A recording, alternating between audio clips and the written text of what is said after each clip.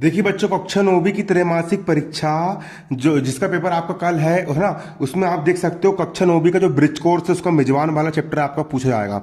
तो इस वीडियो में हम कक्षा 9वीं का ब्रिज कोर्स का मेजबान वाला जो चैप्टर है पूरा तैयार कर लेंगे।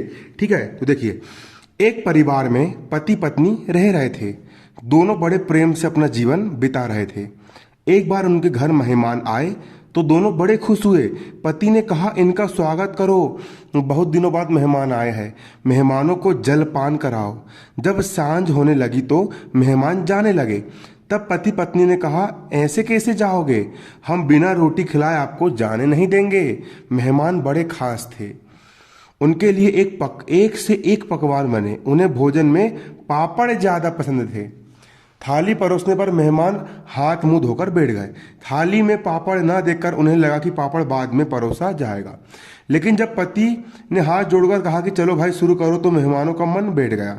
पापड़ की थाली चौके में रखी दिखाई दे रही थी, लेकिन वे शर्म के मारे कुछ नहीं बोले। पत्नी गर्म गर्म रोटी बनाने लगी। मेहमान भोजन करने लगे, लेकिन ले देकर उनका ध्यान पापड़ पर ही चला जाता। चूल्हे के पास सिके पापड़ रखे हुए दिखाई दे रहे थे। मेहमानों ने बड़ी रुचि के साथ सभी चीजें खाई, भुजिया खाई, बर्फी खाई, लड्डू, खीर पूरी, लेकिन उनका ध्यान ले देकर पापड़ पर ही था। उन्होंने सोचा कि यदि हमने पापड़ नहीं खाया तो ये कैसी मेहमान नवाजी। बेमन ही मन सोचने लगे कि भैया भाभी कब पापड़ परोसे।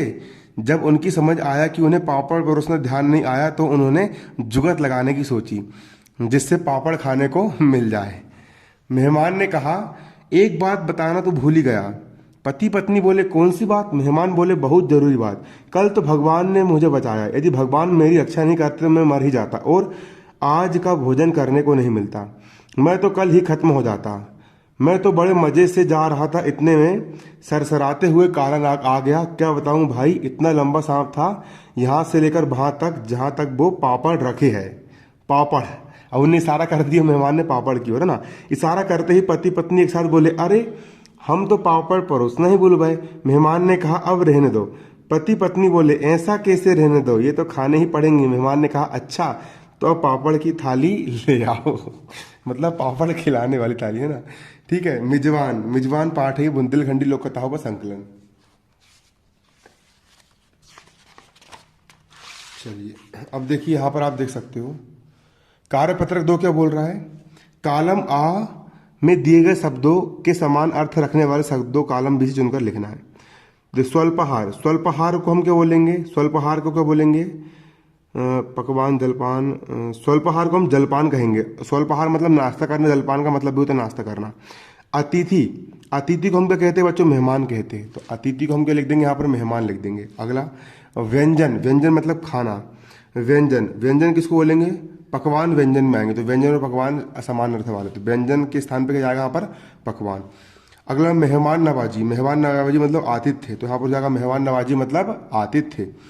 अगला आपका युक्ति भिड़ाना, युक्ति भिड़ाना, युक्ति भिड़ाना मतलब, युक्ति भिड़ाना मतलब क्या हो जाएगा यहाँ पर आपका, जुगत लगाना।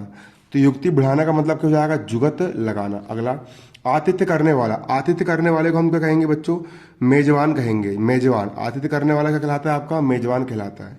ठीक है, अगला आप यहाँ पर देख सकते हो, नीचे दिए गए शब्दों की सूची बनाकर अपने स्वादानुसार नीचे दिए गए वर्ग में लिखिए। इसके अलावा जो आपको पसंद है उन्हें भी लिखिए। मीठा क्या क्या है, भुजिया कैसी लगती है, भुजिया होती है नमकीन। बर्फी कैसी होती है, मीठी। लड्डू कैसा होता है, मीठा। खीर पूरी कैसी होती है, मीठी। मालपुआ कैसा होता है, मालपुआ कैसा होता है भैया, हमको पता नहीं मालपुआ किसको बोलते हैं। मालपुआ, नींबू किसको बोलेंगे, नींबू होता है खट्टा। पापड़, पापड़ कैसा होता है बच्चों, पापड़ का टेस्ट कैसा आता है, पापड़ होता है नमकीन। सेब कैसा होता है, मीठा होता है। पपीता कैसा होता है, मीठा होता है। इमली कैसी होती है, खट्टी होती है। तो आपको यहाँ पर स्वाद के अनुसार भरना है। अब वाक्य का उपयोग करना है। मेहमान, मेहमान का वाक्य बनाओ, गीता के परिवार में मेहमान आए हैं। पापड़, पापड़ पर वाक्य बनाओ, मुझे पापड़ पसंद है। थाली पर वाक्य बनाओ, मेहमानों को भोजन की थाली परोसी गई। पत्नी पर वाक्य बनाओ, दीपक की पत्नी शकीली किस्म की है। भोजन पर वाक्य बनाओ, मेहमानों को भोजन परोसा गया।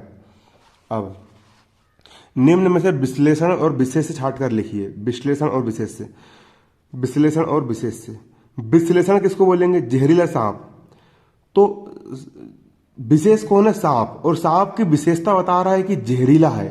तो जो विशेषता बताता है उसको हम विशेषण कहते हैं। तो विशेषण हो जाएगा आपका क्या, जहरीला। करारे पापड़, पापड़ हो जाएगा आपका विशेष, और पापड़ कैसे है, करारे है, तो विशेषता बता रहा है करारे, तो करारे हो जाएगा आपका विश्लेषण। अगला गर्मा गर्म रोटी, तो विशेष से हो जाएगी रोटी, और रोटी की विशेषता बता रहा है गर्मा गर्म है, तो गर्मा गर्म हो जाएगा आपका विशेष से। खास मेहमान, क्या है आपके मेहमान, और मेहमान कैसे, खास है, विशेषता बता रहा है खास, तो विशेषण हो जाएगा आपका खास। इस प्रकार आप इसको भर सकते हो। अगला कार्यपत्रक देखिए आप, कार्यपत्रक 4, आपने अपने दैनिक जीवन में उपयोग में आने वाले मुहावरों को लिखते हुए उनके अर्थ लिखिए। दैनिक जीवन में जो मुहावरे उपयोग में आते हैं उनके आपको यहाँ पर क्या लिखना है बच्चों, उनके यहाँ पर आपको अर्थ को लिखना है। उनके आपको यहाँ पर क्या लिखना है, अर्थ लिखना है। देखिए पहला यहाँ पर आपका क्या है, 9 2 11 होना, 9 2 मुहावर लिखना दैनिक जीवन में, 9 2 11 होना, ये मुहावर है, इसका मतलब होता है भाग जाना। पापड़ बेलना मतलब परेशान होना, मैं बहुत पापड़ बेल रहा हूँ यार भाई, यार क्या बताऊँ यार, मतलब मैं बहुत परेशान हो रहा हूँ। जुगत लगाना मतलब कि उपचार करना। अगला आंख का तारा, आंख का तारा का मतलब होता है बहुत प्यारा। लोहा लेना मतलब मुसीबतों को बुलावा देना। अंधे की लाठी का मतलब होता है एकमात्र सहारा। अब अगला आप देख सकते हो यहाँ पर, देखिए काकी हलवा व्यंजन बूढ़ी कचौड़ी मेहमान गांव शादी, इसका उपयोग करके कहानी लिखना है। कहानी बना सकते हो आप, है ना। हमारे गांव में रामू काका की शादी थी, रामू भैया की शादी थी।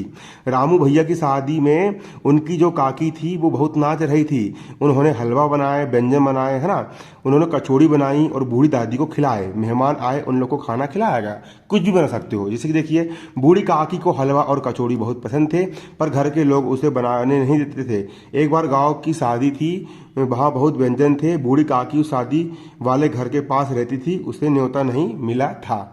देख सकते हो आप लोग, है ना। तो ये हो गया आपका मतलब कि पूरा का पूरा पार्ट आपका हो गया एंड। धन्यवाद, जय हिंद, जय भारत।